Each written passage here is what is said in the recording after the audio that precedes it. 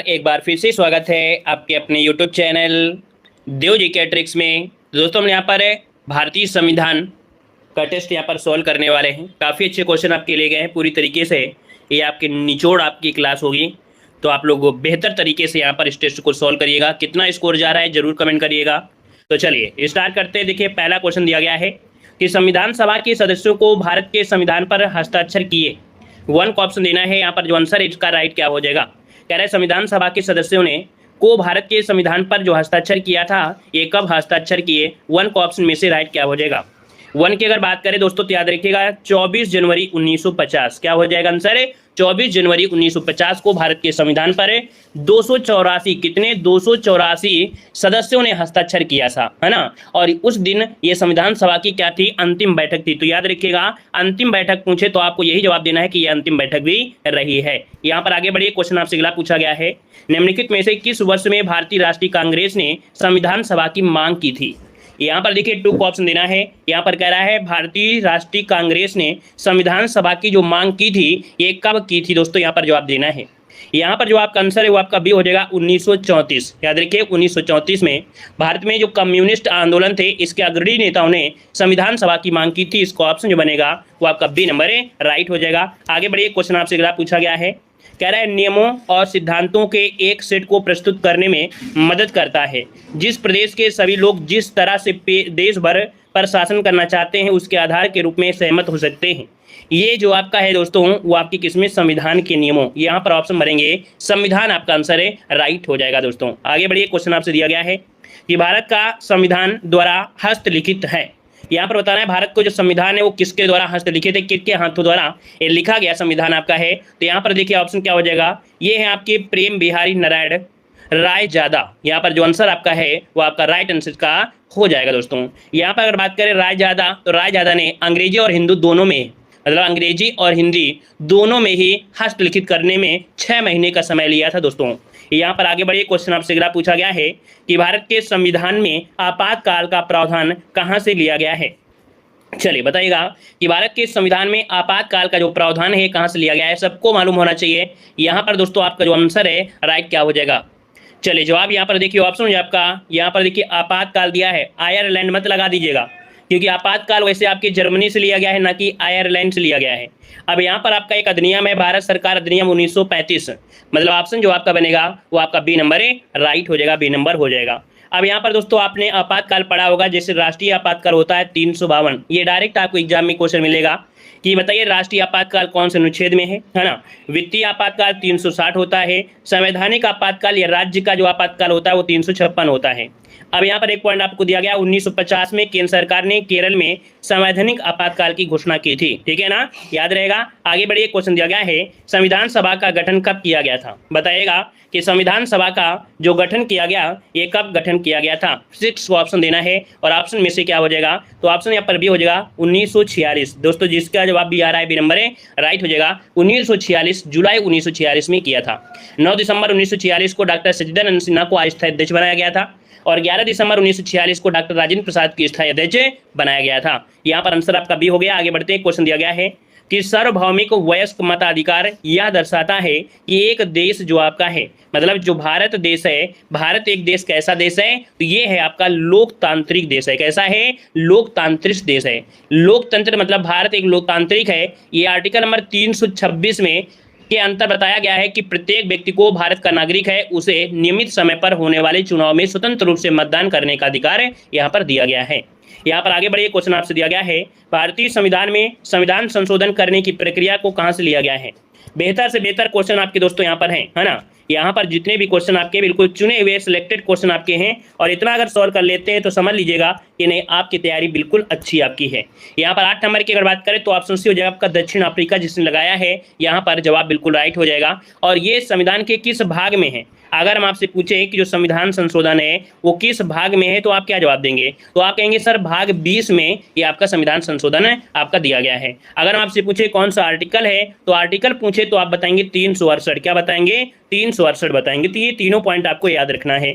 आगे बढ़िए, क्वेश्चन दिया गया है कि भारत के संविधान के निम्नलिखित में से कौन सा अनुच्छेद भारत के नियंत्रक मालिका परीक्षक के कर्तव्यों और शक्तियों से संबंधित है। अब ये क्वेश्चन तो आपने बहुत बार पढ़ा होगा, है ना। नियंत्रक महालेखा परीक्षक के बारे में आपने पढ़ा होगा 100%।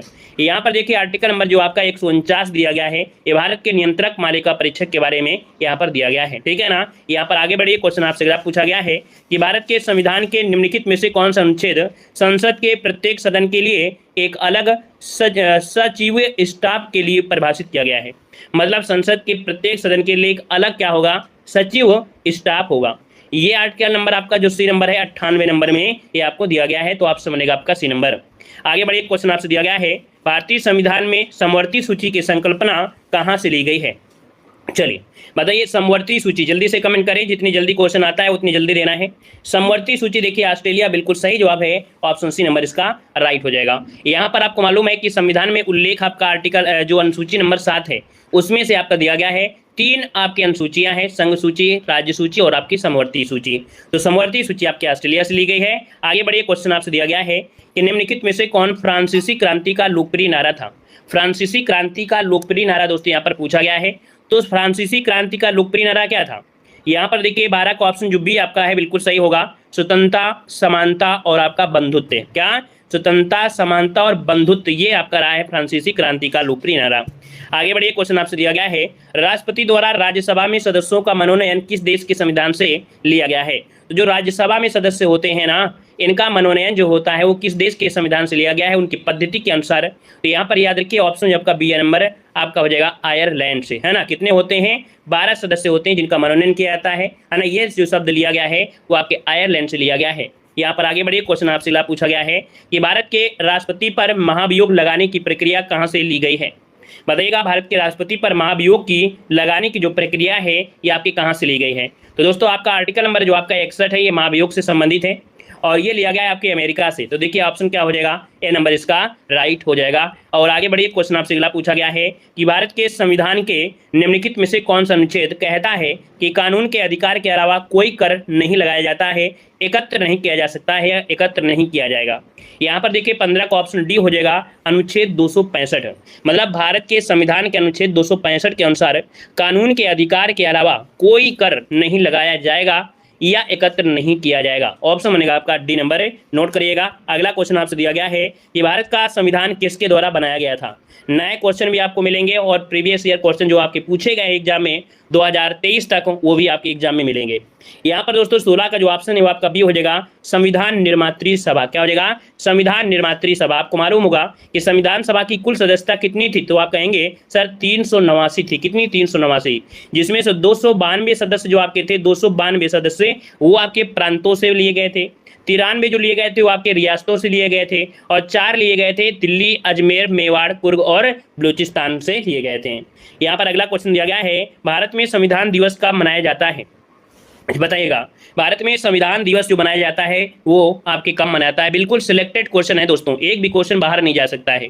यहाँ पर 26 नवंबर बिल्कुल सही जवाब है, क्योंकि आपका भारतीय जो संविधान है ये 26 नवंबर 1949 क्या किया था, अंगीकृत किया गया था। तो ऑप्शन क्या हो जाएगा, यहाँ पर डी नंबर है राइट हो जाएगा। आगे बढ़िए, क्वेश्चन दिया गया है कि भारतीय संविधान में अवशिष्ट शक्तियां का जो विचार है ये कहाँ से लिया गया है। यहाँ पर बताइएगा, जो अवशिष्ट शक्तियां हैं ये कहाँ के संविधान से प्रेरित है। तो याद रखिए इसका ऑप्शन क्या हो जाएगा, 18 नंबर में 18 का ऑप्शन सी आपके कनाडा से है। कहाँ से है, अवशिष्ट शक्तियां जो संविधान में शामिल की गई हैं वो आपके कनाडा के संविधान से ली गई हैं। भारत में जो अवशिष्ट शक्तियों केंद्र पर आधारित होती हैं। यहाँ पर आगे बढ़े, क्वेश्चन आपसे अगला पूछा गया है कि भारत के संविधान का निर्माता किसे कहा जाता है।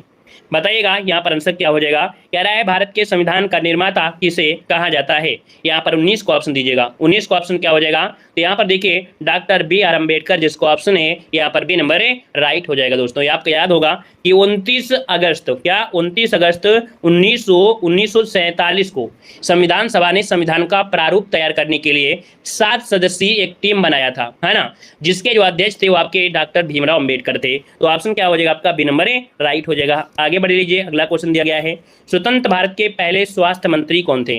यहाँ पर स्वास्थ्य मंत्री दिया गया है। तो दोस्तों यहाँ पर पहले स्वतंत्र भारत के पहले स्वास्थ्य मंत्री जो थे वो ऑप्शन डी राजकुमारी अमृता कौर थी। कौन थी? राजकुमारी अमृता कौर थी। इसका ऑप्शन जो बनेगा यहाँ पर डी नंबर ए राइट हो जाएगा। दोस्तों याद रखिएगा कि वे जवाहरलाल नेहरू की कैबिनेट में शामिल होने वाली पहली महिला थी। ठीक है, पहली महिला थी दोस्तों, याद रखिएगा। और इन्होंने इस मंत्री के पद पर 10 वर्षों तक सेवा किया था। कितने? 10 वर्षों तक सेवा किया था। यहाँ पर आगे बढ़िए, क्वेश्चन दिया गया है निम्न में से कौन देश का सर्वोच्च कानून है? यहाँ पर बताइएगा कौन देश का सर्वोच्च कानून है। आप कहेंगे यहाँ पर जो भारतीय संविधान है। क्या? भारतीय संविधान है। यहाँ पर आंसर जो आपका दिया है वो आपका सी नंबर इसका राइट हो जाएगा दोस्तों। ठीक है ना। चलिए 20 में ऑप्शन सी होगा नहीं भाई, 20 का ऑप्शन सी नहीं होगा, वो आपका डी होगा। याद रखिएगा शिक्षा मंत्री थे मौलाना अबुल कलाम आजाद, वो जो थे वो शिक्षा मंत्री थे। यहाँ पर आगे बढ़िए, क्वेश्चन दिया गया है कि भारतीय संविधान को अंगीकृत किया गया था। भारतीय संविधान को अंगीकृत किया गया, यहाँ पर देखिए ऑप्शन सी हो जाएगा 26 नवंबर 1949। यहाँ पर जो आंसर है वो आपका सी नंबर इसका राइट हो जाएगा। दोस्तों आगे बढ़िए, क्वेश्चन दिया गया है भारतीय संविधान कब लागू हुआ था? भारतीय संविधान कब लागू हुआ? जब लागू हो की बात कर दे तब आपको क्या जवाब देना है? वही जवाब देना है 26 नवंबर 1950। यहाँ पर आंसर आपका नंबर हो जाएगा, क्योंकि लागू जो हुआ था वो 26 जनवरी को लागू हुआ था। यहाँ पर आगे बढ़िए, क्वेश्चन दिया गया है भारत का मूल संविधान कहाँ से प्रकाशित हुआ था? चलिए बिल्कुल सिलेक्टेड क्वेश्चन है और हर एक क्वेश्चन आपका पूछा गया है, याद रखिएगा हर एक क्वेश्चन आपका पूछा गया है। यहाँ पर भारत का मूल संविधान कहाँ से प्रकाशित किया गया है? चलिए सब लोग पढ़ाएंगे बहुत, लेकिन हम जितना पढ़ा देते हैं बस उतना ही रट लीजिए, एग्जाम में एक भी क्वेश्चन बाहर से नहीं जाएगा। ठीक है ना। यहाँ पर देखिए भारत का मूल संविधान कहाँ से प्रकाशित हुआ था? तो ऑप्शन डी आपके देहरादून लगाना है। कहाँ से लगाना है? आपके देहरादून से प्रकाशित करने में लगभग 5 वर्ष लग गए थे और इसे देहरादून से क्या किया गया था? प्रकाशित किया गया था। नोट करिएगा, ऑप्शन डी बनेगा। ठीक है ना। आगे बढ़िए, क्वेश्चन आपसे दिया गया है मूल संविधान कितने शब्दों से बना है? मूल संविधान कितने शब्दों से बना हुआ है? यहाँ पर जवाब देना है। तो ऑप्शन में से क्या हो जाएगा? यहाँ पर जो आपका आंसर इनमें से मैक्सिमम आप लगाइएगा। यहाँ पर जो आपका दिया गया है ऑप्शन सी। क्या? ऑप्शन सी जो ऑप्शन है यहाँ पर राइट हो जाएगा, सी नंबर हो जाएगा। मैक्सिमम ज्यादा लगाना, वैसे शब्दों में अब तो परिवर्तन ज्यादा देखने को मिलता है ना। क्योंकि अब आप कहोगे अनुच्छेद कितने हैं, तो आप अगर हम आपसे बोलें कि वर्तमान में अनुच्छेद कितने हैं तो वो अनुच्छेद के पार्ट होंगे, लेकिन 550 से अधिक हो गए हैं। कितने? 550 से अधिक हो गए हैं। 12 अनुसूचियां हैं और लगभग 25 क्या हो गए हैं? भाग हो गए हैं। दोस्तों याद रखिएगा, है ना। ये अपडेट के अकॉर्डिंग अगर पूछ लिया था कि वर्तमान में क्या है, ये है, वैसे आपको वही बताना है जो स्टार्टिंग में आपका था। 395 अनुच्छेद, 8 अनुसूचियां, 22 भाग। ठीक है। आगे बढ़िए, क्वेश्चन आपसे दिया गया है, यहाँ पर दिया है संविधान की संकल्पना का उद्भव सबसे पहले कहाँ हुआ? तो संविधान की संकल्पना ये दोस्तों आपके कहाँ से? संयुक्त राज्य राष्ट्र अमेरिका। मतलब ऑप्शन जो आपका है सी नंबर है वो आपका राइट हो जाएगा। याद रखिएगा विश्व का प्रथम लिखित संविधान कहाँ का है? तो विश्व का प्रथम लिखित संविधान आपके कहाँ का है? तो संयुक्त राज्य अमेरिका का ही है और इसकी पुष्टि आपकी मिली थी 21 जून 1788 को इसकी पुष्टि की गई थी दोस्तों। और देखा जाए तो आपके भारतीय संविधान में भी अमेरिका से मूल अधिकारों की प्रेरणा जो ली गई है वो आपके अमेरिका से ही ली गई है। ठीक है ना। क्वेश्चन को समझाते हुए चलेंगे आपको। यहाँ पर देखिए भारत का मूल संविधान कहाँ संरक्षित है? तो भारत का मूल संविधान कहाँ संरक्षित है भाई? आप क्या जवाब देंगे? तो आप कहेंगे भाई राष्ट्रपति भवन में है, प्रधानमंत्री निवास में है, संसद भवन में है या भारतीय पुरातत्व सर्वेक्षण में है। दोस्तों ऐसा क्वेश्चन आपको कंफ्यूज कर डालेगा, है ना। ये ऐसा क्वेश्चन आए कि आप इसे पढ़कर कंफ्यूज हो जाएंगे। सही तरीके से क्या है ये आप लोग सोच नहीं सकते, लेकिन जवाब आपका सही होगा। संसद भवन बिल्कुल सही जवाब होगा, ना कि पुरातत्व सर्वेक्षण में होगा, ना कि राष्ट्रपति भवन। ये आपका जो है संसद भवन होगा। ऑप्शन यहाँ पर सी नंबर हो जाएगा। ठीक है ना। यहाँ पर आगे बढ़िए, क्वेश्चन दिया गया है कि प्रारूप समिति ने भारतीय संविधान को किस भाषा में लिखा था? प्रारूप समिति ने भारतीय संविधान को किस भाषा में लिखा? यहाँ पर देखिए ऑप्शन आपके दिए गए हैं, केवल अंग्रेजी, हिंदी और अंग्रेजी। यहाँ पर और क्या ऑप्शन हो सकते हैं? 28 नंबर में केवल अंग्रेजी। बिल्कुल सही जवाब आया है, केवल अंग्रेजी में लिखा गया था दोस्तों। इनकी संख्या दोस्तों क्या थी? 7 थी, है ना। इसके बाद इसका हिंदी अनुवाद किया गया था। बाद में क्या हुआ? इसका हिंदी अनुवाद इसका बाद में किया गया था। यहाँ पर आगे बढ़िए, क्वेश्चन आपसे दिया गया है भारत के राष्ट्रीय ध्वज में चक्र का क्या निरूपित करता है? जो भारत का राष्ट्रीय ध्वज है उसमें जो चक्र है ये निरूपित क्या करता है? तो दोस्तों याद रखिए ये सत्य की बात करता है। अर्थात जो तिरंगा होता है, भारत का राष्ट्रीय ध्वज तिरंगा है जिसमें समानांतर 3 रंगों की पट्टियां हैं। सबसे ऊपर की अगर बात करें कि सबसे ऊपर क्या है, तो आप क्या जवाब देंगे? तो आप कहेंगे सबसे ऊपर वाला है केसरिया, है ना, गहरी केसरिया है। मध्य में सफेद है और नीचे क्या है? हरे पट्टी आपकी लगी हुई है। अनुपात पूछे तो आप कहेंगे 2:3, है ना, या इसे कहेंगे 3:2, क्योंकि इसकी 3 क्या हो जाएगी लंबाई और अनुपात इसका 2 हो जाएगा जो कि चौड़ाई। 24 तीलियां हैं, सारनाथ से ये आपका लिया गया है। तो जितने भी चीजें थी वो आप देख सकते हैं एक पॉइंट में कवर हो गया, मतलब ऑप्शन यहाँ पर बी नंबर राइट हो गया है। आगे बढ़िए, क्वेश्चन दिया गया है, कह रहा है निम्नलिखित में से कौन स्वतंत्र भारत के प्रथम वित्त मंत्री थे। यहाँ पर जवाब देना है कि निम्नलिखित में से कौन स्वतंत्र भारत के प्रथम वित्त मंत्री की बात कर लिया है। दोस्तों वित्त मंत्री इनमें से कौन हो जाएंगे 30 नंबर में। तो ऑप्शन देखिए, यहाँ पर जो वित्त मंत्री थे R.K. षणमुखम शेट्टी, मतलब ऑप्शन जो आपका दिया है यहाँ पर आपका हो जाएगा ए नंबर, इसका राइट हो जाएगा, ठीक है ना। ऑप्शन आपको ए नंबर लगाना है। यहाँ पर आप लोग जवाब दे रहे हैं जो सी नंबर, तो जॉन मथाई थे, ये स्वतंत्र भारत के पहले क्या थे, ये रेलवे एवं परिवहन मंत्री थे। क्या, रेलवे एवं परिवहन मंत्री थे आपके जॉन मथाई, याद रखिएगा, ठीक है ना। आगे बढ़िए, क्वेश्चन आपसे अगला पूछा गया है, कह रहा है निम्नलिखित में से कौन सा अनुच्छेद 26 नवंबर 1949 को लागू हुआ था। 26 नवंबर 1949 को जो लागू हुआ वो कौन सा लागू हुआ था। ये सीरीज मैं आपको दोस्तों ऐसी सीरीज आपको पढ़ा देंगे कि बस आप कहोगे बस इससे ज़्यादा क्वेश्चन आपको देखने को नहीं मिलेंगे। और इस सीरीज में आपको हिस्ट्री, पॉलिटी, ज्योग्राफी, इकोनॉमिक्स, जो आपकी जो स्टैटिक जीके है वो ऐसे ही आपको डेली देखने को मिलती है।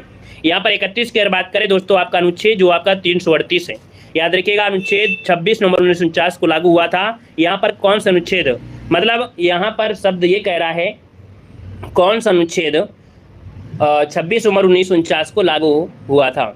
अच्छा ठीक, देखिए अब ये क्वेश्चन आपको समझ में कम आ रहा होगा कि क्या सही है क्या नहीं सही है, तो आपको देखो मालूम होगा कि 26 नवंबर 1949 को, है ना, यहाँ पर देखिए कौन सा अनुच्छेद 5, फिर 6, 7, 8, 9, 60, 324, 366, 367 और 379, 380, 388, 391, 392, 393, इतने अनुच्छेद आपके लागू किए गए थे, जिसमें से आपका कौन सा है, यहाँ पर 388 है, याद रहेगा, समझ में आ गया होगा। आगे बढ़िए, क्वेश्चन दिया गया है कि भारत संपूर्ण संप्रभुत्व लोकतांत्रिक गणराज्य कब बना था दोस्तों। तो भारत संपूर्ण प्रभुत्व संपन्न लोकतांत्रिक गणराज्य जो बना, ये बना था दोस्तों 32 नंबर का ऑप्शन यहाँ पर, जिसका आया है कौन सा, यहाँ पर 26 नवंबर 1949 वाला, अर्थात जो ऑप्शन डी दिया गया है ये बिल्कुल राइट इसका आंसर हो जाएगा। यहाँ पर आगे बढ़िए, क्वेश्चन दिया गया है, और आपको बता दें जो लोग ऐसे क्वेश्चन को पढ़ने में दिलचस्प नहीं रखते हैं, या इस प्रकार से हम आपको पढ़ा रहे हैं समझा रहे हैं, अगर दिलचस्प नहीं रखते हैं तो इससे बेहतर क्वेश्चन आप पढ़े होंगे लेकिन एग्जाम में नहीं फंसे होंगे।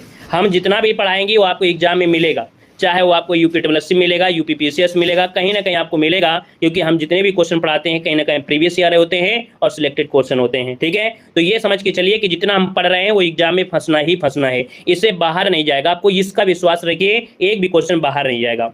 देखिए दिया गया निम्नलिखित में से किस देश का अलिखित संविधान है, मतलब कहाँ यहाँ का लिखित संविधान है ही नहीं है, ब्रिटेन का, है ना। यहाँ पर क्या है दोस्तों, संविधान, यहाँ का जो संविधान है एक पुस्तक के रूप में मुद्रित नहीं है, तो है क्या यहाँ पर, तो ब्रिटेन में क्या चलता है, संसदीय परंपरा से उत्पन्न जो नियम है, कानून है, उसके ही शासन के आधार पर स्वीकार किया जाता है, ठीक है ना। तो इसका ऑप्शन हो जाए आपका बी नंबर, लिखित नहीं है, याद रखिएगा, ठीक है। यहाँ पर आगे बढ़िए, क्वेश्चन आपसे ला पूछा गया है कि एकात्मक सरकार में समस्त शक्तियां किसके हाथ में होती है। अब ये बताइएगा कि एकात्मक सरकार में जो समस्त शक्तियां होती हैं वो किसके हाथ में होती हैं। यहाँ पर आपका जो आंसर होगा क्या होगा, तो भाई एकात्मक सरकार दिया है तो इसका मतलब केंद्र सरकार ही होगी ना, मेन जो आपकी होगी वो आपकी केंद्र सरकार होगी, अर्थात जो भी इकाइयां होंगी वो प्राधिकारी उसके अधीन ही कार्य करेंगे। तो ऑप्शन क्या बनेगा आपका बी नंबर होगा। अगला क्वेश्चन बताइए कि द्विसदनीय व्यवस्था निम्न में से किस सरकार की विशेषता होती है। अब यहाँ पर दिया है द्विसदनीय व्यवस्था, बताइए जल्दी से कि द्विसदनीय व्यवस्था किस सरकार की विशेषता है। 35 नंबर की अगर बात करें दोस्तों तो ये होती संघीय सरकार, है ना। द्विसदनीय व्यवस्था के अंतर्गत संसद के 2 सदन होते हैं, जैसे राज्यसभा और आपकी उच्च सदन और एवं लोकसभा मतलब निम्न सदन। तो यहाँ पर आंसर आपका सी नंबर राइट हो जाएगा। अगला क्वेश्चन देखो दिया गया है कि शक्तियों का विभाजन एवं स्वतंत्र न्यायपालिका किसकी 2 महत्वपूर्ण विशेषताएं होती हैं। 36 नंबर देना है। तो दोस्तों यहाँ पर देखिए सरकार का जो संघीय स्वरूप होता है, सरकार का जो संघीय स्वरूप होता है इसी में स्वतंत्र न्यायपालिका है, शक्तियों का विभाजन है, यहाँ पर आंसर बी राइट हो जाएगा। आगे बढ़िए, क्वेश्चन दिया गया है कि संघीय प्रकार के शासन का गंभीर दोष क्या है। समझिएगा कह रहा है संघीय प्रकार के शासन का गंभीर दोष क्या है। तो दोष भी इसमें है, क्या दोष है कि पृथककरण का बड़ा खतरा रहता है। पृथककरण का क्या होता है, बड़ा खतरा रहता है। इसलिए क्या होता है, सामान्य राज्यों के द्वारा समझौते के आधार पर यह बनाया जाता है, समझौता ही किया जाता है। यहाँ पर अगला क्वेश्चन दिया गया है कि शासन की एकात्मक पद्धति का लाभ जो होता है ये क्या होता है। तो शासन की एकात्मक पद्धति का लाभ ये है, क्या लाभ है कि जो दृढ़ राज्य होते हैं, मतलब जो राज्य होते हैं एक मजबूत होते हैं, एक मजबूत केंद्र का होना और एक राज्य के साथ जुड़े होना एक बहुत बड़ी बात होती है। तो यहाँ पर दृढ़ राज्य इसका आंसर है, राइट हो जाएगा। 3-4 क्वेश्चन आपके ऐसे हैं जो कि आपके आईक्यू लेवल है, जितना ज्यादा आप सोच सकते हैं। यहाँ पर दिया है संविधान में सामसिक भारत का वर्णन किस प्रकार से किया गया है, मतलब संविधान में आपके भारत का वर्णन जो हुआ है वो किस प्रकार से हुआ है। चलिए 39 को ऑप्शन दोस्तों यहाँ पर क्या है कि भारत एक राज्यों का संघ है। अब राज्यों तथा संघ राज्य क्षेत्रों का परिसंघ है, ये नहीं है भैया। आपको कितनी बार बताया गया है कि भारत राज्यों का एक संघ है, यही तो बताया गया है, भारत एक राज्यों का संघ है, ये बोला गया है। सिर्फ और सिर्फ एक के शब्द बोला है कि भारत राज्यों का संघ है। यहाँ पर आंसर आपको ए नंबर देना है, ठीक है। आगे बढ़िए, और ये आपके आर्टिकल नंबर 1 में दिया भी गया है, इंडिया अर्थात राज्यों का संघ, इंडिया अर्थात राज्यों का संघ, ये बोला गया है। अगला क्वेश्चन दिया गया है कि निम्नलिखित में से कौन सी भारतीय संविधान की एक विशेषता नहीं है। तो भारतीय संविधान में दोस्तों क्या होता है, संसदीय सरकार है आपकी, स्वतंत्र न्यायपालिका है, संघीय सरकार है, लेकिन अध्यक्षीय सरकार ये तो आपका नहीं है भाई। अध्यक्षीय शासन ये व्यवस्था ये संविधान की विशेषता आपकी नहीं है दोस्तों, याद रखिएगा, ठीक है। आगे बढ़िए, क्वेश्चन आपसे दिया गया है भारत का जो संविधान है ये कैसा है। भारत का जो संविधान है कैसा है, लाइक शेयर भी कर दीजिएगा जितने लोग जुड़े हैं, है ना। भारत का जो संविधान है कैसा है, तो देखिए ये है आपका अर्ध संघात्मक है। कैसा है, अर्ध संघात्मक आपका ये संविधान है, मतलब इसका जो ढांचा है, बुनियादी लक्षण है वो कैसा है, अर्ध संघात्मक है दोस्तों, है ना। यहाँ पर एक केसी व्हीलर आपने नाम सुना होगा कि प्रोफेसर केसी व्हीलर के अनुसार भारतीय संविधान एक अर्ध संघात्मक व्यवस्था यहाँ पर है। तो ऑप्शन देना है आपको बी नंबर। आगे बढ़िए, क्वेश्चन दिया गया है लोकतांत्रिक समाजवाद का उद्देश्य क्या है। भाई लोकतंत्र आपने पढ़ा है तो इसका मतलब होता है कि लोकतंत्र साधनों द्वारा समाजवाद की स्थापना करता है। लोकतांत्रिक साधनों द्वारा समाजवाद की क्या होती है, स्थापना होती है। ऑप्शन डी बनेगा। अगला क्वेश्चन दिया गया है कि निम्नलिखित में से किस मामले में कहा गया है कि धर्मनिरपेक्षता और संघवाद ये भारतीय संविधान का मूल ढांचा है। ये शब्द जो कहा है दोस्तों वो कहा है ऑप्शन बी आपकी SR बुमन मामला, इसने कहा है। ऑप्शन बनेगा आपका बी नंबर। अगला क्वेश्चन दिया गया है लोकतांत्रिक प्रणाली के लिए निम्न में से कौन सा तत्व आवश्यक होता है।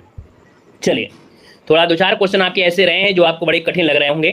लोकतांत्रिक प्रणाली के लिए कौन सा तत्व आवश्यक होता है, सोचिए और समझिए भी जवाब दीजिए।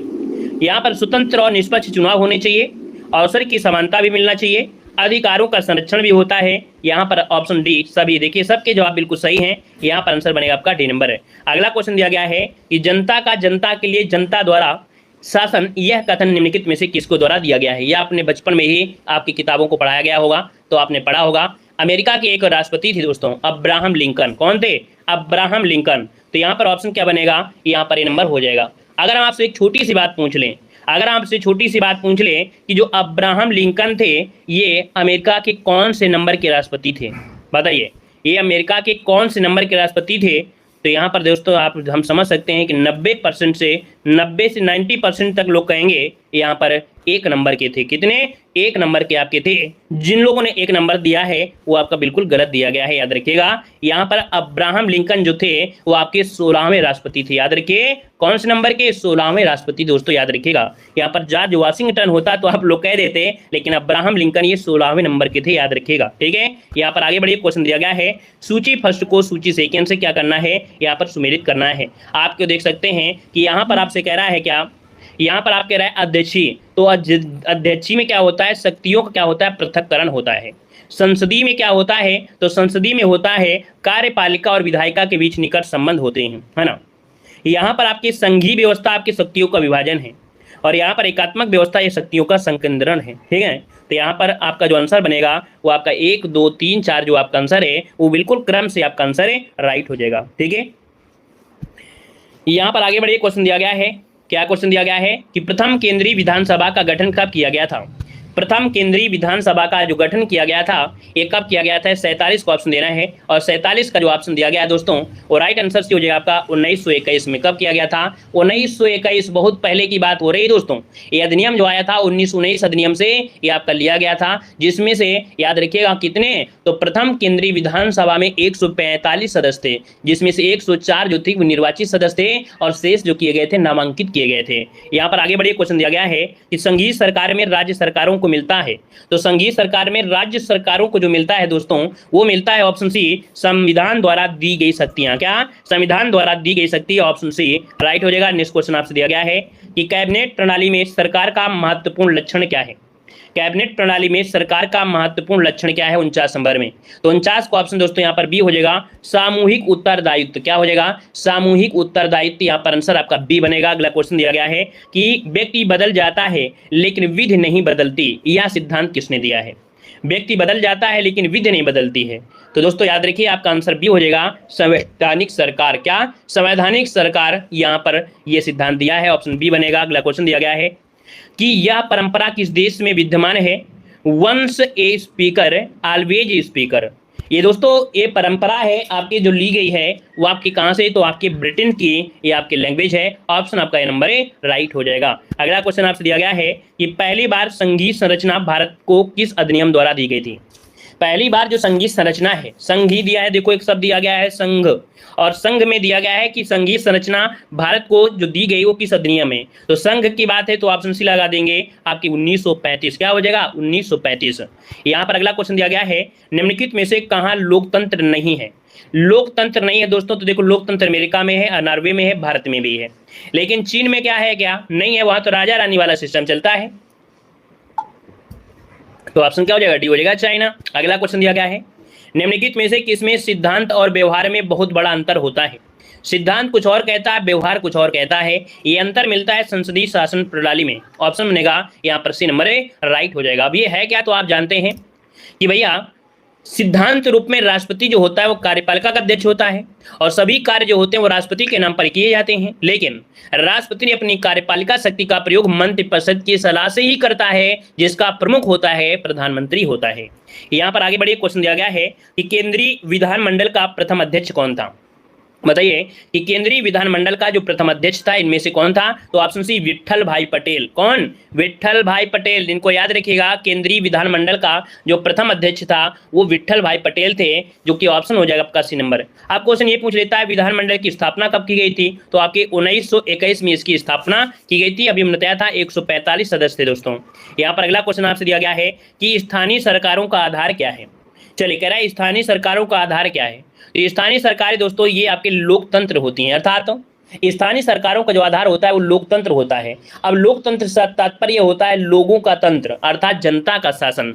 तो आपका जवाब हो जाएगा यहाँ पर लोकतंत्र मतलब जनता का शासन। अगला दिया गया है सर्व सत्ता संपन्न संसद की अवधारणा किस देश की देन है?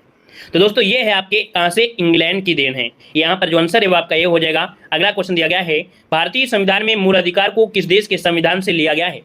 हमने बताया भी था कि हमने जीरो से स्टार्ट किया और आपके हर एक क्वेश्चन एग्जाम में कहीं ना कहीं पूछे गए हैं। वो आपके एसएससी में पूछे गए हैं, यूपीएससी में पूछे गए हैं, ऑल एग्जाम से आपसे रिलेटेड आपके क्वेश्चन हमने निकाल कर रखा है। थोड़ा कठिन हो सकता है लेकिन याद रखिएगा इससे बाहर नहीं जा सकता है। यहाँ पर देखिए कहा जाता है ना कि भाई जब तक आप सीखोगे नहीं तब तक बताओगे कैसे? जब तक क्वेश्चन को देखोगे नहीं तो उसका आंसर बताओगे कैसे? अब आपने पहली बार क्वेश्चन को पढ़ा होगा तो दोबारा इसका जवाब ऑटोमेटिक दोगे। यहाँ पर मूल अधिकार जो आपके हैं वो आपके लिए गए हैं कहाँ से? संयुक्त राज्य अमेरिका। ऑप्शन आपका ये नंबर ए राइट हो जाएगा। यहाँ पर आगे बढ़िए क्वेश्चन आपसे दिया गया है कि भारत में एकल नागरिकता की अवधारणा कहाँ से ली गई है? चलिए बताइए यहाँ पर आंसर जो आपका दिया है वो राइट क्या हो जाएगा कि एकल नागरिकता जो आपकी है ये आपने बहुत बार पढ़ा होगा और एकल नागरिकता आपकी कहाँ से है? इंग्लैंड से है। यहाँ पर आंसर जो आपका बनेगा ए नंबर है। अगला दिया गया है कि विधि का शासन की जो संकल्पना है वो कहाँ के संविधान की प्रणाली से ली गई है? विधि का शासन 60 नंबर में। विधि का शासन दोस्तों विधि किसने बनाया अपने देश में? तो अपने देश में ब्रिटेन के लोगों ने कानून बनाया और अपने अनुसार चला रहे थे। तो यहाँ पर जब भी कभी आपकी विधि की बात करें, कानून की बात करें, तब आपको लगाना है ब्रिटेन। ऑप्शन ए बनेगा। अगला क्वेश्चन दिया गया है भारतीय संविधान में मजबूत केंद्र के साथ संघीय प्रणाली कहां से ली गई है?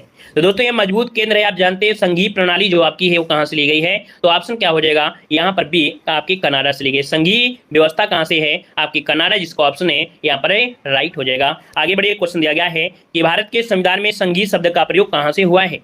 चलिए सर इसको समझा दो, वरना भैया लड़ाई क्यों कर रहे हैं? हैं क्यों लड़ाई कर रहे हैं? और ऑनलाइन किसी को लाइक करोगे ना तो धोखा मिलेगा, इतना बड़ा जहुआ भर मिलेगा, संभाल नहीं पाओगे।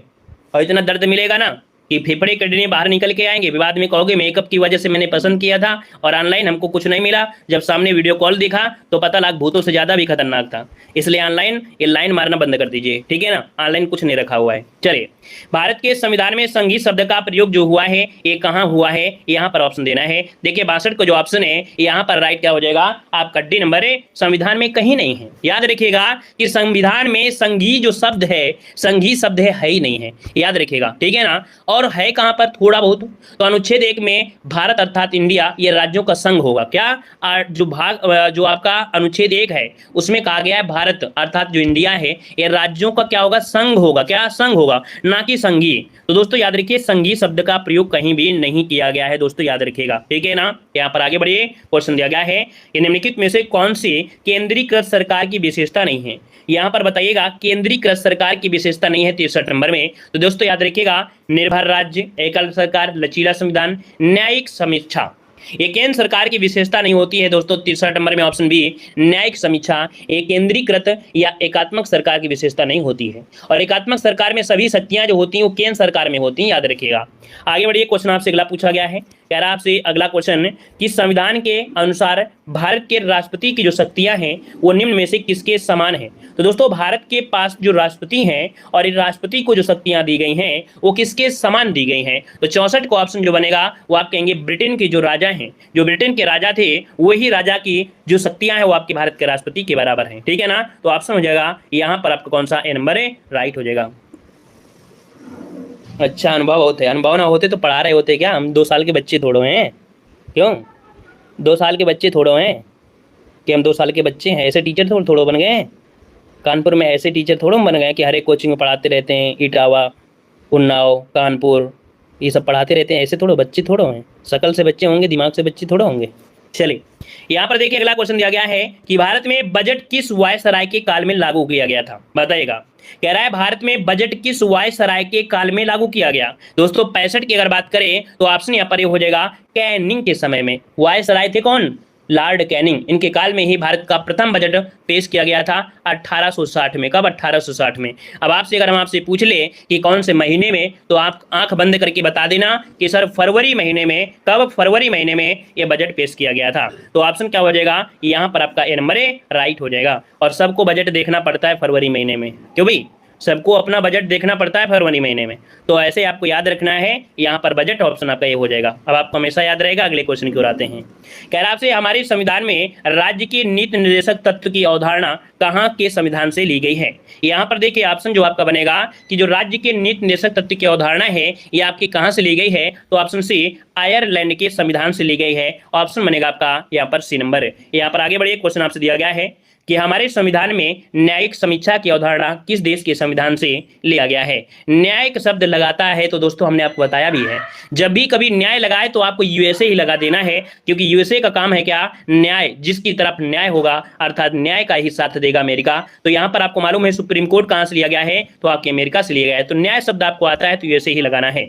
यहाँ पर अगला क्वेश्चन दिया गया है संसदीय शासन प्रणाली की व्यवस्था कहाँ से ली गई है? तो संसदीय शासन प्रणाली की व्यवस्था है ये कहाँ से ली गई है? ऑप्शन दोस्तों आपके ब्रिटेन। यहाँ पर आंसर आपका सी नंबर है, राइट हो जाएगा। अब इसको याद करने के लिए आपको मालूम है कि ब्रिटेन वाले लोगों ने भारत में अपने अनुसार शासन किया है ना?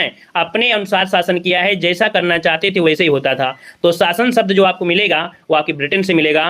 कानून जो बनाते थे वो आपके ब्रिटेन वाले मिले थे, तो कानून व्यवस्था वाला जो शब्द होगा वो आपके ब्रिटेन से ही मिलेगा। यहाँ पर आगे बढ़िए, क्वेश्चन आपसे दिया गया है निम्नलिखित में से किसमें एकात्मक और अध्यक्षीय शासन प्रणाली की दोनों स्वरूप विद्यमान है? मतलब एकात्मक सरकार भी है और अध्यक्षीय शासन प्रणाली भी यहाँ पर है। तो दोस्तों ऑप्शन यहाँ पर डी हो जाएगा, ये फ्रांस, इसका आंसर डी राइट हो जाएगा, फ्रांस हो जाएगा। ठीक है, आगे बढ़िए, क्वेश्चन दिया गया है भारतीय संसद ने पर्यावरण संरक्षण अधिनियम कब पारित किया था?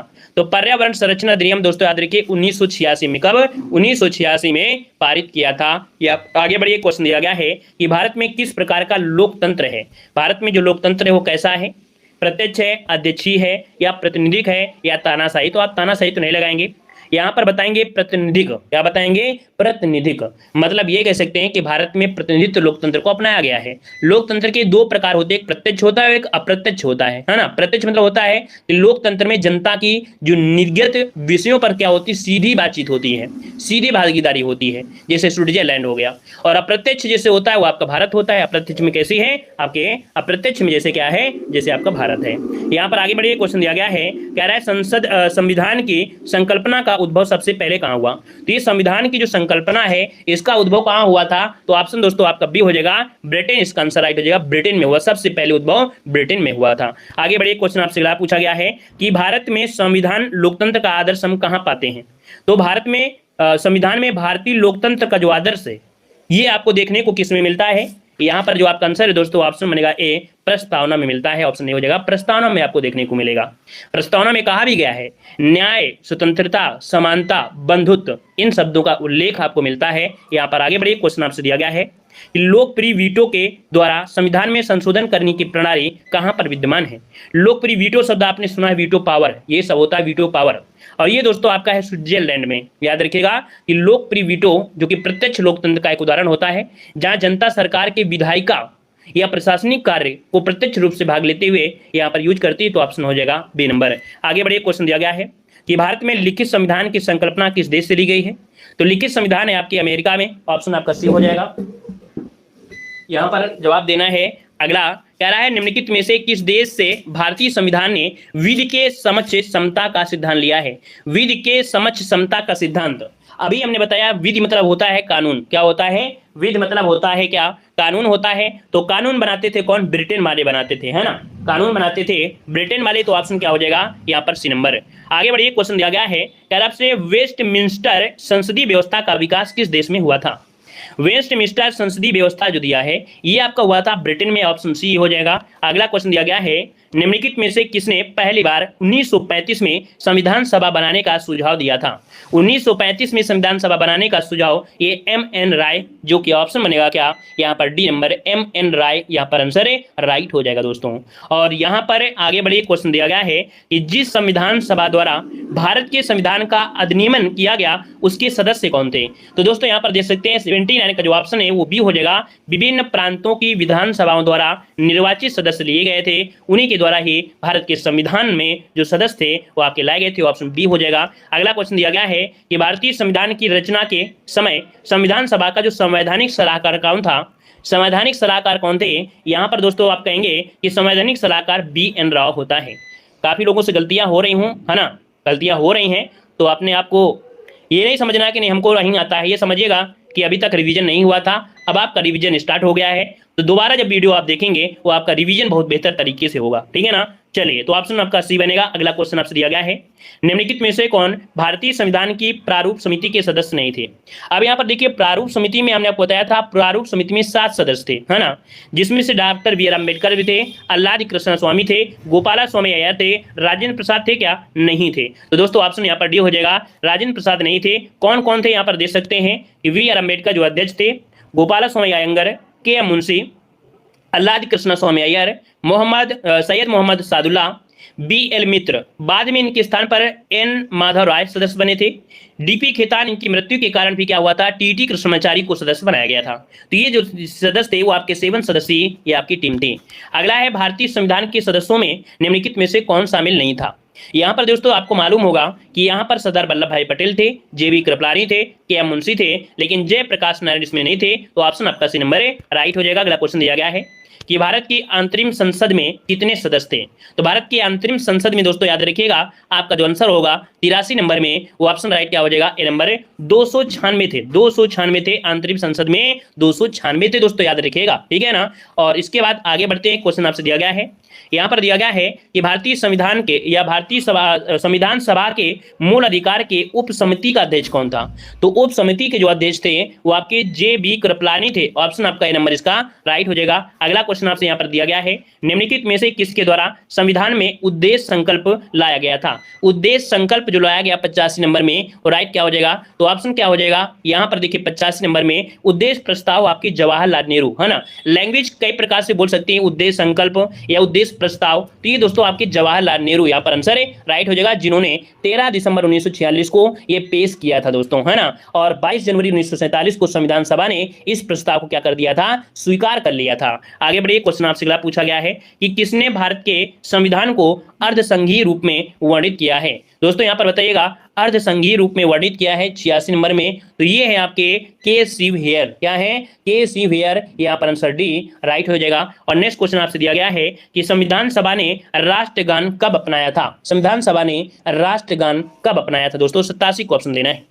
यहाँ पर 87 की अगर बात करते हैं तो दोस्तों ऑप्शन क्या हो जाएगा? यहाँ पर राष्ट्रगान दिया है, तो राष्ट्रगान आपका 24 जनवरी, याद रखिएगा 24 जनवरी 1950 यहाँ पर जो आंसर है यहाँ पर राइट हो जाएगा, 24 जनवरी 1950 राइट। चलिए धन्यवाद।